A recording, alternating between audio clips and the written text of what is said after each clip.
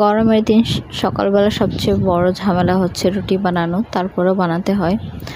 আর রাতে ঘুম হয়নি, মেয়ের এদিক দিয়ে জ্বর, সারা রাতি প্রায় কান্নাকাটি করেছে। তারপরে সকালবেলা উঠে হাত মুখ ধুয়ে নিলাম, তারপর রুটি বানিয়ে নিয়েছি।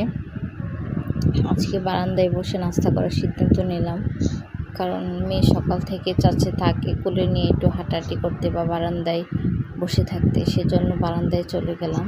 আর আমার তো ভালোই লাগে বারান্দায় বসে নাস্তা করতে, বৃষ্টি আসলে আরও বেশি ভালো লাগে।